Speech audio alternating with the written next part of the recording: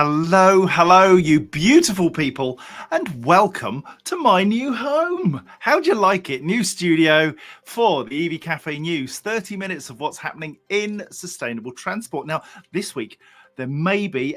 we've got expert analysis from Sarah Sloan. She has slid in right at the death. How are you, my friend? You well? No, very happy, thank you. I'm in Paddington. There's very groovy music.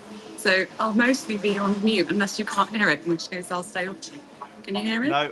Well, yeah, we can hear the background noise, Okay. but you're definitely worth putting up with it for. So thank you for joining us. Bless you. Right, grab a cuppa and plug in to what's been happening in clean transport this week. And coming up, we don't shy away from the difficult stories. An electric bin lorry burst into flames in central London.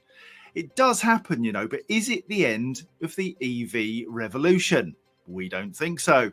Used electric car values rise in October as all other fuel types lose money. Now, there's a thing. More operators have introduced peak and off-peak rates for EV charging. Good news for us. What's going on there? And a man has been blocked from charging his car outside his own home by the local authority. Boo. And in a related story, Onstreet charging will have a positive impact on the property market, or possibly negative if you can't get on-street charging. But first, my friends, the budget. It needs to be gone through. I'm sorry about that. I know Rachel Reeves is getting a right good doing in the press, but I think she did an amazing job. On Wednesday, the autumn statement confirmed incentives for plug-in hybrid and electric vehicles will remain until at least the end of the decade, though they will also face the steepest tax rises during that period. In the budget document, the Chancellor said she is committed to phasing out new cars that rely solely on internal combustion engine vehicles by 2030, and then from 2035, all new cars and vans sold in the UK will be zero emission. Yay!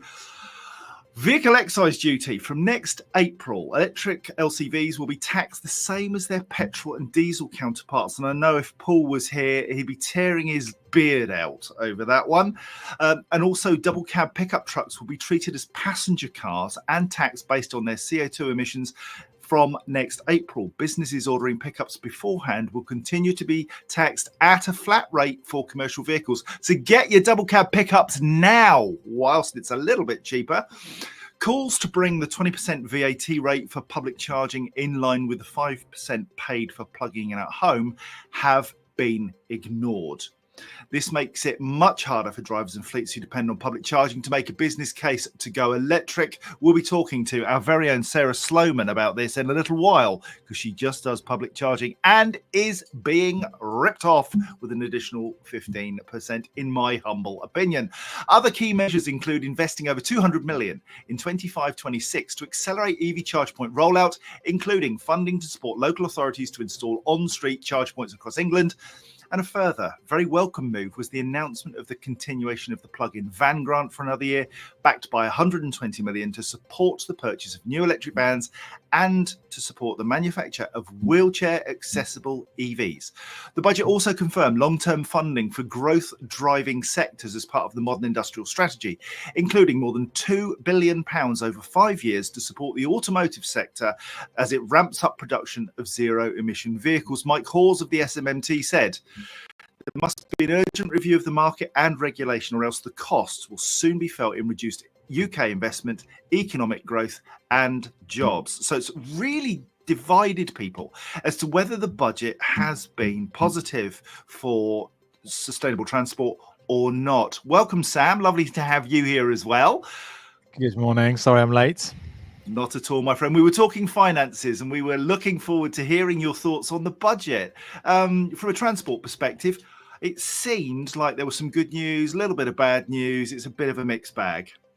Yeah, I think that's a good appraisal, John. I don't think there's uproar in any particular sector, but any particular area. But same they didn't quite go far enough in others. So I think you're right. I think it is balanced, but perhaps does backtrack a little bit on some of the promises pre-election.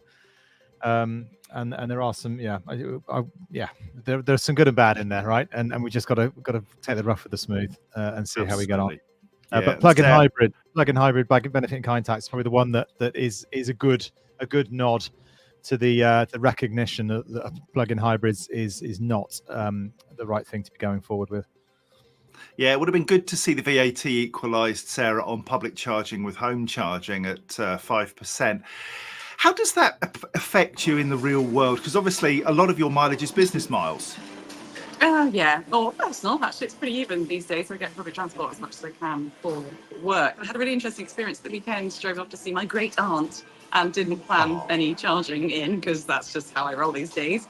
And it was 85p per kilowatt hour, but I got half price coffee. So I spent 16 quid on charging and then only £2 on coffee instead of the £4.5. So I was a bit like, ooh, does this feel good? I quite like this. I feel good about this. So if there's this, as you say, rough and the smooth, I don't really care. It's all factored into my daily life. Don't know any better, but I am going to get a home charger. That is going to happen now. There's a little driveway. So, it's all go. And last night, I have to say this, I was at the House Builder Awards with Zaptec, our beloved sponsor, who will be delighted for the shout out. So very well to be shortlisted in a room of nothing to do with EV. So there's not a single mention of anything to do with EV or sustainable energy whatsoever. So it was most good of them to go ahead and fly the flag. I was honoured to join them. And you're still here at 10 o'clock in the morning after a night out on the lash. Well played. I'd had 3 hours sleep by 1. Anyway, an investigation has been launched into how an environmentally friendly electric bin lorry burst into flames in central London this week. And we're not going to shy away from this. It would be very easy to say, oh dear, firing an EV, let's ignore that. We're not doing that, because I think it's important we head this one off at the pass. Specialist crews were deployed in the early hours of Monday morning after one of the £580,000 lithium battery-powered trucks caught fire, forcing roads across West End, such as Oxford Street and Duke Street, to close. The blaze raises fresh fears over the use of electric vehicles in the capital after passengers voiced their concerns about travelling on battery-powered buses earlier this year, when 3 of the vehicles caught fire across a 14-day period. A spokesperson for Westminster City Council and Veolia said this was completely unrelated to the battery in the chassis of the ERCV, or refuse collection vehicle, and was most likely caused by a flammable item amongst the collected waste materials. Sam, you're nodding sagely. There's a little bit of me that thank goodness that they've been able to identify that this was probably batteries within the waste rather than the batteries in the vehicle. It's not doom and gloom, is it, for EVs, this? No, it isn't. And really, the news article should say that there were the contents of a commercial vehicle caught fire. Yes. As opposed to an electric bin lorry catching fire, it was the contents within a vehicle. It still raises the challenges that we have in how you deal with electrical fires, of course. But the fire brigade is well aware and well versed and trained into how to deal with a multitude of different types of fire, no matter what the contents of the vehicle's combustible items might be. So yeah, it doesn't look good. It doesn't sound good. But of course, when you look under the veneer, you find that there is actually a different story attached to it. But these things will continue to happen. But let's just remind ourselves of the absolute minuscule number of vehicle fires that we have relative to the internal combustion engine vehicles. And we have to keep pushing that statistic. So if people feel uncomfortable, then they should be uncomfortable in their combustion engines, because the chances of that catching fire is significantly greater. So here's the thing. Thank you for that, Sam. Here's the thing. I was talking to a wonderful motorway cop at Everything Electric, and he was telling me that they use electric vehicles now routinely in high-speed pursuit. If somebody steals a car and they are a danger to life, they have permission to deliberately crash their electric vehicle into the stolen vehicle to stop it, to what's called TPAC. And he said, do you seriously think I would be crashing an electric vehicle into another vehicle if I thought it was in any way, shape or form going to burst into flames? Have a word with yourself. And I thought that was possibly the best argument for not worrying about this thing. If the police say it's okay, it's probably okay. It's fascinating though, Sarah, eh? I mean, who do you crash into quite regularly? You, Sam, the EV Café crew in general. But a dear friend of ours did recently have a road incident, and their electric vehicle did not burst into flames. It was a head-on collision at quite some pace, 40 plus miles an hour. So everyone, that's yet another real-life example of how that wasn't what we expect on the paper. I was in Canary Wharf this morning, and there was a lovely little small vehicle, like those My EV ones, going around doing all of the maintenance work. They actually had a pump on the back. They were cleaning all the windows. And I just thought that's absolutely brilliant. So Canary Wharf treats itself like a bit like they do in Leinster with their electric trucks, utility vehicles. They were doing the exact same. People were like pointing at it, going, "Oh, look at that, electric truck." So more of it, please, and less of the sad stories. I'm glad that it's great point, Sam. It could have been contents, not itself. Yeah, absolutely. And it's really important that we talk about this, because we are not going to shy away from these sorts of stories. We have to combat them with facts. So excellent news there that EVs do not just spontaneously combust as a general rule. Now then, should we do some shout outs? Because I know Sam's only come for this bit. He loves it so much. Yeah, You ready? I can't see who's here. I can't see who's here, so I can't see the chat. So yeah, please go ahead. Okay, so Carl Elliott, can I just doff my cap to you, my friend? 6:57 this morning. Happy Saturday Eve indeed. Leon Gomez at 7:23. You two definitely need some support. Daryl Sharp, he dared to use the C word in his opening comments. Christmas. Stop that. And a yellow card has been issued by Gary Comerford for Daryl for mentioning the C word. Scott Eady's just got a ghoulie out. A ghoul out. Yes, a ghost, which is lovely. Toby Hiles, lovely to see you, my friend. Happy Friday. Gemma Robinson, morning. Pinch Punch and first news of the month. You are not kidding. What do you say, Sarah, for the first of the month? Is it White Rabbits? Anything like that? And it's flick and a kick for being so quick, and then you run away. And Sam, at your very posh school, did you do anything like this on the first day of the month?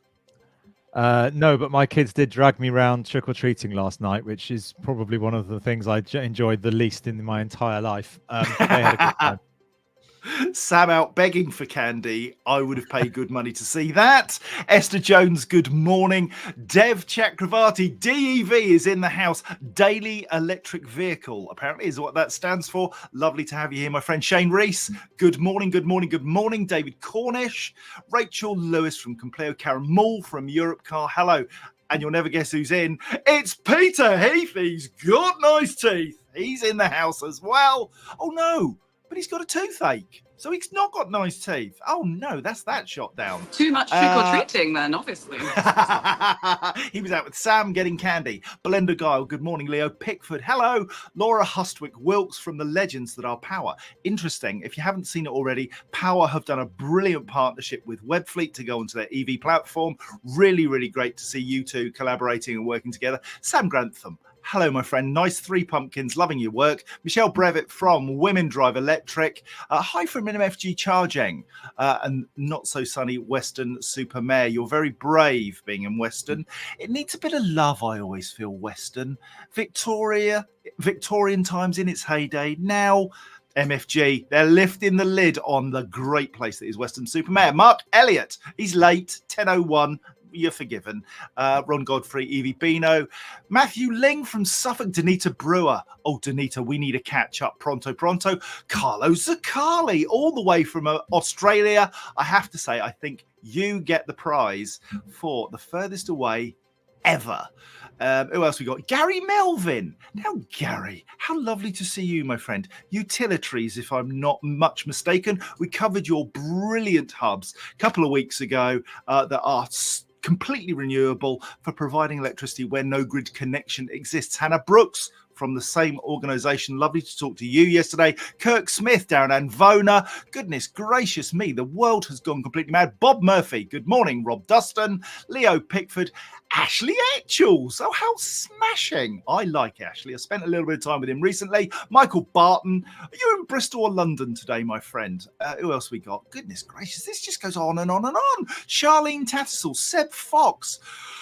Oh, Sam, are you done yet? Nick Hoolin, you must be frothing now. There are too many, but we love you all. Paul O'Brien, I missed you. Ben McDonald, lovely to see you as well. Thank you so much. Without you, it wouldn't be worth it. Thanks a lot. Sarah, you Special want to shout come out in? to, I do, because obviously Paul Kirby's not here either. So hi, Paul Kirby. I think you're out and about being busy, Vanny busy. And obviously Johnny Berry, I know, sad times. Next time.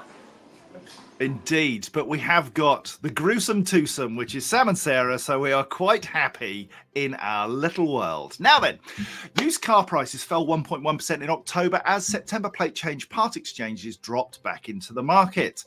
The best performing fuel type, though, was electric, with used EVs actually rising in price by 0.3% during the month, according to data just released by CAP HPI. The CAP HPI Senior Valuations Editor, Chris Plum, said for the second consecutive month, EVs had the strongest movement. I shall avoid any discussion of movements. The devil's in the detail, but at a 3-year price point, EVs still look good value. EVs priced between £5,000 and £10,000 saw an increase of 0.7%, with those in the 10 to 15 price bracket rising the same percentage. Sarah, used electric vehicles, they're a total bargain, and despite the fact that their values have gone up slightly, you can still pick up a Renault Zoe for £3,000. Oh, can't use my own phone. Yeah, you can. And one of my friends who said, right, virulently no, absolutely never going to go EV, cannot bear the thought of it, bought a Leaf for £7,000. Happy as Larry, just goes up and down the motorway to Gloucester, winning, absolutely winning. It was just an example of he had to wait a few years to get his mindset to that position, but now that he's taken the plunge, he's wondering how he can get through his camper van next. You know, so it just goes to show that second-hand market is an unlocker for the technology if you don't fancy the price tag of the others. But everyone who throws that argument to me, I just say, lease it, just lease it. I have never looked back. I own 2 electric cars and leased the other 2, and I'm very, very happy to say I would lease again and again, just because it's so stress-free and you know exactly what you're dealing with every single month. I don't have to worry about depreciation, and anything goes wrong with it, I give it back. And the same is true with salary sacrifice, of course, Sam, and that was protected in the budget. So there were fears that salary sacrifice for EVs would be lost, but it wasn't. It's been retained. That's good news too. Yeah, it is good news too. And as I said earlier, but the increase in prices for BIK for hybrids is a positive move. I mean, generally with the statistics, it feels a little bit like a long-term investment that you check every day. You know, it's sort of the statistics are ever evolving, and the type of vehicles in the second-hand market are typically quite premium, because a lot of the first EVs that came out, of course, were very premium in their specs. So we're going to see a constant shift and change in their behavioural patterns on month, year on year with EVs over the next several years as we move towards that 2030 ban date for new vehicles. So it's interesting to see the monthly trends. But at the same time, the market's going to move up and down so much over the next year or two. I don't think we can take too much stock in short-term statistics. No, never can. It's always about the trend data. Thank you for that. And Sarah? Well, it just listening to Sam there made me think, at least typically 3 or 4 years, right? There are a lot of those are now coming to their end. So presumably those have become second-hand, they get sold off at auction and everything else. So we're probably going to see quite an influx in the next, as you say, year, I reckon. I've been at least mine for 2, so you know it's coming up next year and then it'll be released back into the wild. I wish you could hear this music. It's like in a party. I'm so sorry. Keep going on mute. Sarah bringing the party to the EV Café News. Welcome to Harpreet Singh. He was late, but you're forgiven, sir. Who else we got? Rich Wharton. Good to see you as well, my friend, from Utilitaries. Goodness, is anybody actually doing any work in Utilitaries? You're all here, which is lovely to see. Peak and off-peak tariffs for the fastest electric vehicle chargers are being introduced by more charge point operators, say the AA.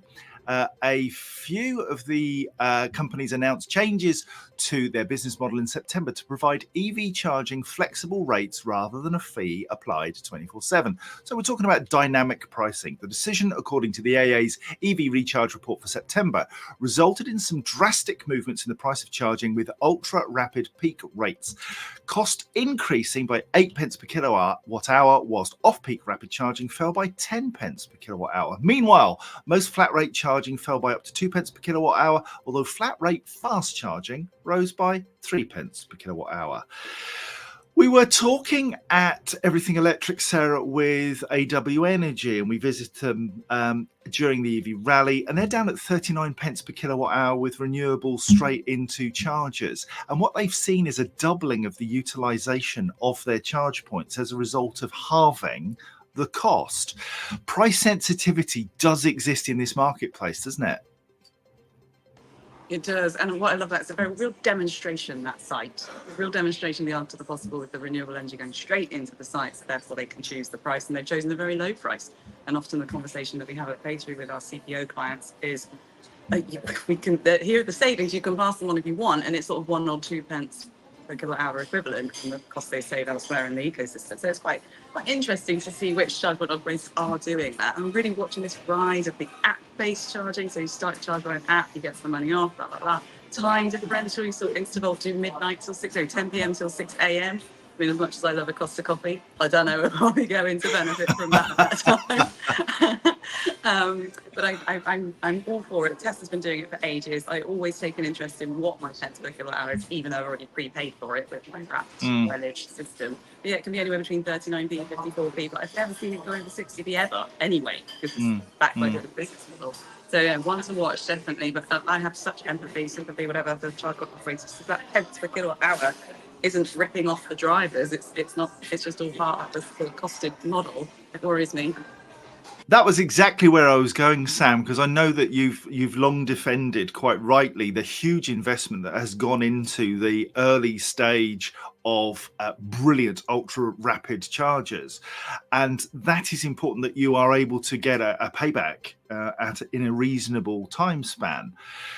How are some of these organizations managing to put that dynamic charging in? Are they bumping the price up, do you think, artificially when there's high demand to offset that reduced cost in quieter hours?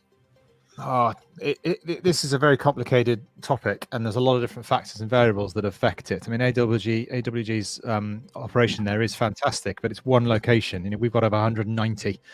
And you can't do that everywhere. So looking at 1 pence per kilowatt hour on one location is not synonymous with the wider national markets that we all operate within. Sarah's point as well as around, there are so many other factors that we have that impact on public charging: the standing charges, no price cap, energy prices twin with gas, our investments and capital expenditure to put these things in the ground, the grid connections, etc. There's a huge amount to recoup.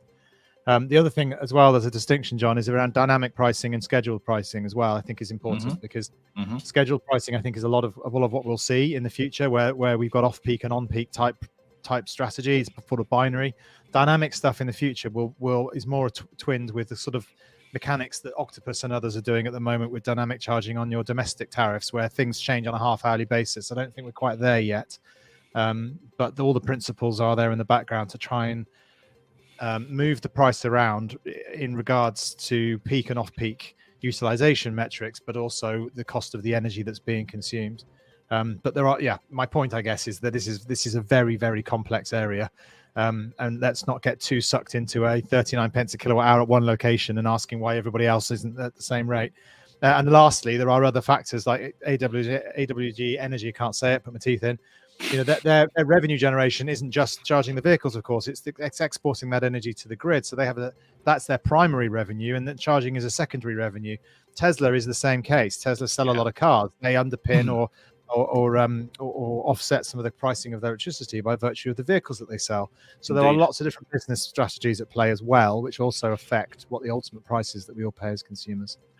Interesting comment from Gary Comerford, and because he's a wonderful chap, he says that people are more convenience sensitive than price sensitive. I suspect in your refined world, Gary, that might be true. Well, genuinely, on Sunday, it was such a good charging experience. I nearly did my charging as a pleasure because I paid 85p, as I say, but it was a 300 kilowatt charger. It just absolutely sucked it in like a 192 kilowatt pulling when I went into the shop, came back. I know.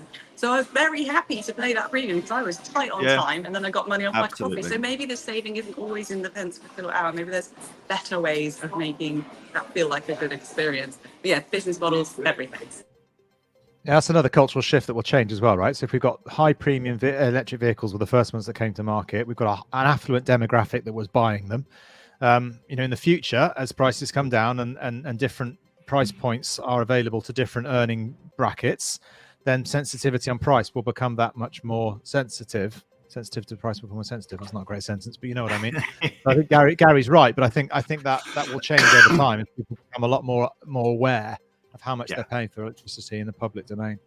Thanks, mate. Really appreciate that. A pensioner says he's been blocked by his local council from charging his electric car outside his home. David Kelsall, who lives in Hathershaw, Oldham, said he'd been pleading with Oldham Council for 6 months to let him charge his car on the street outside his home. The retired car mechanic claimed he felt unsafe using his nearest public charger 3 miles away from his home due to his heart condition and antisocial behaviour in the area. The council said running cables across pavements could pose a trip hazard, and it was still waiting for guidance about allowing on-street charging. Now, Sam, I know you are a massive fan of on-street charging. I get that. I absolutely get that a trip hazard is an absolute no-no. But we have seen Turbocharge, Connected Curb, and others who are aiming to try and bring lower cost charging to residential streets. We need some sort of solution for this type of use case, don't we? Yeah, absolutely. Or do Yeah, we? and I'm not. No, we do. And I was going to mention Turbocharge as well. Actually, I mean, I'm not saying any idea is a bad idea. I just don't think street charging is the future. I don't think when we're all driving electric vehicles, there simply isn't enough cost or ability to support all the vehicles parked on the side of the street. However, there are definitely use cases whereby things work. Turbocharge would solve this gentleman's problem in a heartbeat, providing, of course, he can park right outside his house. If he can't, then he'll have to trail the cable across the pavement, and the council will say, well, that doesn't work either. So, on the assumption he can always park right outside his own house and he can put the cable in the channel, then all is well. But there's a few ifs in there that make even that, real world's not always completely practical. So, I get the concerns for the council's perspective, because the last thing they want to do is say, yeah, that's fine, and then someone trip over and break a leg or worse as a result of falling over a cable on the floor. So it's a tricky area, and it's one of the reasons why I'm not a huge fan of on-street charging, because there's so many different other real world complexities that come with that, unfortunately. Indeed. Now then, let's pick up a couple of comments. Ron Godfrey says, don't forget Nodum, JC. I haven't forgotten Nodum. And Ian Mayhew says, Sam talks a lot of sense on the whole CPO cost model. I'm just going to take that first 6 words. Sam talks a lot of sense. You damn straight. He doesn't always say the things that everybody else agrees with, but he does talk a lot of sense. Well done, my friend. Good work. Very quick story about on-street charging. And it says 6 in 10 London motorists will consider the availability of on-street electric car charging when moving house in the next 5 years. That's interesting. The study of more than 1,000 residents in the capital, conducted by charging network Zest, also discovered that only a third would not consider electric charging options. The poll looked at London drivers due to the high demand for public charging infrastructure across the capital and low levels of off-road parking and private parking at properties. That's interesting. So access to charging is going to become a factor in terms of property prices. Interesting. And I guess that's true for us, in terms of buying a new house and looking for off-street parking. I would certainly factor that into any equation that I have for moving house. What about you, Sam? Yeah, I agree. Do you see that as being a... Yeah, absolutely. If you're looking to relocate and you drive, then this is a really important factor to consider in your future decision-making process in the property you buy. It's what do you want a garden? Do you want a driveway? How many bedrooms do you want? Do you need off-street parking? Do you need charging? It's just another one of those things now that determines the variables that dictate what kind of property you want, and therefore it makes perfect sense that people will really consider that decision-making process, and whether or not, because it may well be a beautiful house with, I don't know, a terraced house, and there's 100 or 200 cars on the street, and there's 5 chargers down the end of the street. Brilliant. But what happens in 4 years' time when there's 50 electric cars on that street and there's still only 4 chargers on the street? Yeah. So that might, your decision-making process might need to be 4 or 5 years in advance of the thing that you're trying to buy on that given day. So, yeah, lots to consider. I think Darren Anver is stirring the pot when he says Sam prefers wireless charging. I think we'll leave that one there. All right, then. If you've got any clean transport PR or news stories you'd like us to cover, please send them to us at hello@evcafe.org. Until next Friday, it's goodbye from me. It's goodbye from Sarah. Thank you for all the effort you've made to be here and on the train. And Sam, bless you for being here, because I know you're right up to your eyeballs in everything, but your insight, as our listeners have said, Sam talks a lot of sense. Until next Friday, we'll see you later. This has been an EV Cafe production. Other sustainability news services are available, but this is just funner. It looks like I'm on my own, so I need some help in the comments, people. Come on, it is funner. The EV Cafe is truly blessed to be partnered with the AA, Webfleet, Europcar, Iveco, Drax, Sperry, Stuart Science, Hydrock, Allstar, Schneider Electric, and Dynamon. With the EV Cafe supporting the transition to clean transport. We care about you. Take care. Have a great weekend. And we will see you next Friday when I'm going to be in Lanzarote. Yes! See ya!